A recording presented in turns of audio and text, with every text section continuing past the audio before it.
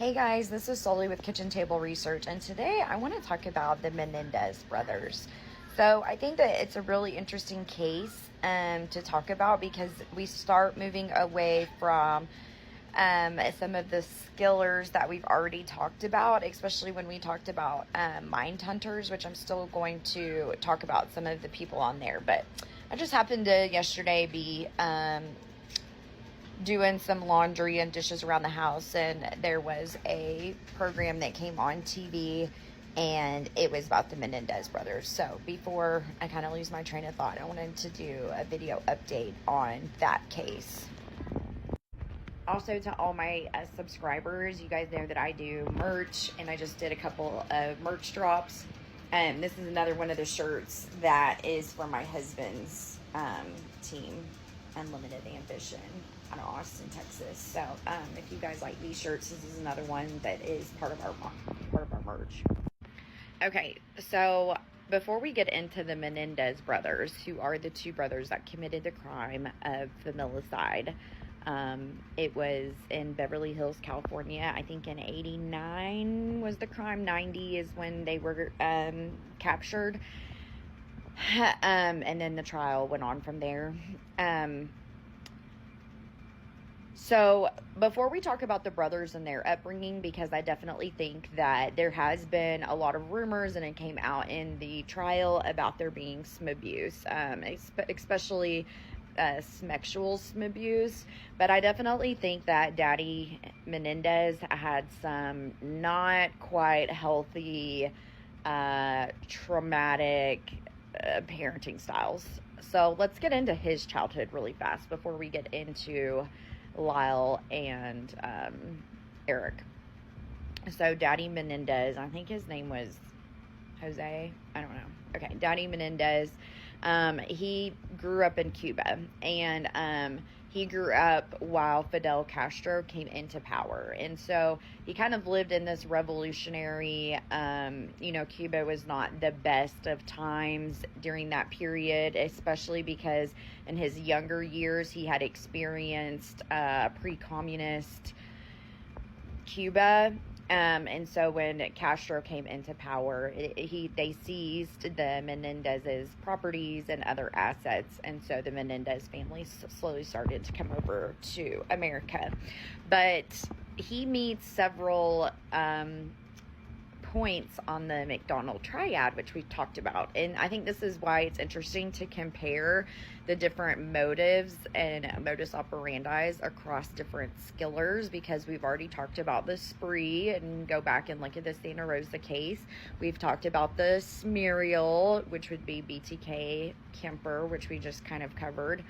So this is a different category. This is called familicide, and it pertains to particularly unaliving multiple people in your family on one occasion. So, but again, we're going to talk about Daddy Menendez, but he meets several points on our McDonald triad, and two of those points were he was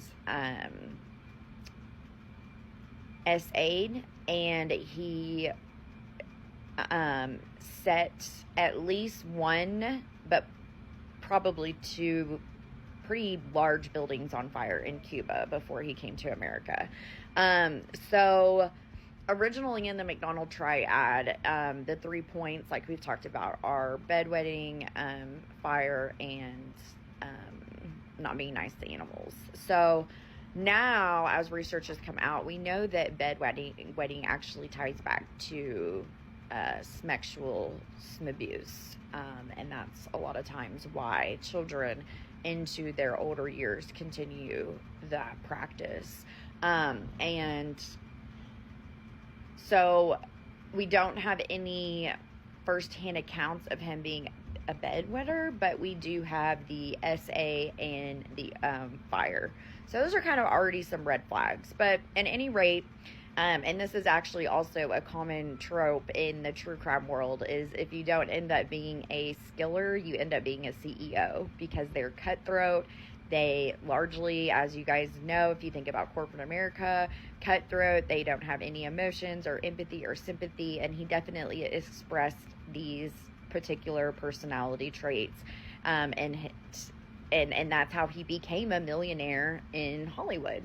And so Father Menendez would slowly climb that American ladder, and like by the age of 29, he was like the CFO of Hertz. By his mid-30s, he was the owner. He then goes into Hollywood and into production, and moves his family out to Beverly Hills. And during that time, he had also married a woman by the name of Mary, or as she was known, Kitty Menendez, who would be Lyle and Eric's mother. And Kitty came from a background where she was actually sexually abused by her own mother. And there's also rumors that Daddy Menendez had the same type of thing. So when these two met, a lot of people saw them as this perfect couple. You know, they had money, they had 2 kids that by all accounts seems like they were healthy young adults. You know, they had gotten into Ivy League schools. However, it's known that Kitty was still suffering some abuse under the hands of Daddy Menendez, and so were the boys. I think especially emotionally, and for Kitty emotionally, as well as her husband was unfaithful to her, actually even carrying out a 10-year affair when they lived on the East Coast. And so Kitty was hoping that when they moved to Hollywood that this affair, you know, this behavior would kind of fall off. But again, we all know how Hollywood is. So the night of the actual crime, a 911 call comes in. That's kind of how all these cases start, right? The 911 call comes in, and I believe it's Lyle speaking on the phone, and you can go listen to that call, but the call alone is kind of weird. He's, again, and I say again because it reminds me of the Darley case, talking to several people at once. He's trying to talk to the dispatcher. He's trying to talk to his brother. So you've got these kind of multiple conversations going on at one time. So it's hard to really assess the mindset. But at the least, he does sound panicked. He does sound like there's a seriousness for EMT and police to arrive, although of course, in this case, the Menendez, Kitty and her husband were already unalived because they took, I'm trying to use TikTok lingo. They took pew-pew to the head of, like, buckshot caliber. So, and they were hit, I think that the weapon, 2 different weapons were fired over a dozen times. So this was really personal, right? And so then investigators come into the crime scene and they show that there's no forced entry, there's no place for an intruder to come nor go.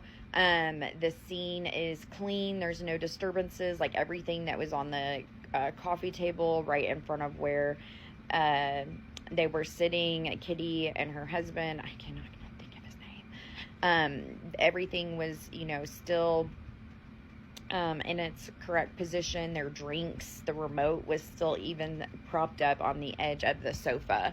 So they had no time to react. Most likely, especially seeing their 2 sons walk through the door, maybe possibly not realizing what they carried with them. They had no time to react before the GSWs came in to play.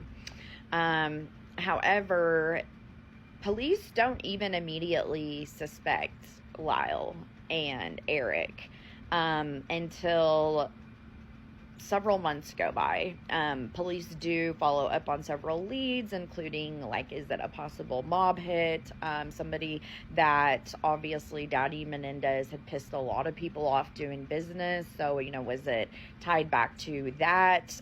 Maybe an affair? So the police did look at all these leads before they start looking at the Menendez brothers. And I will follow this up with a part 2 and be back with you guys soon.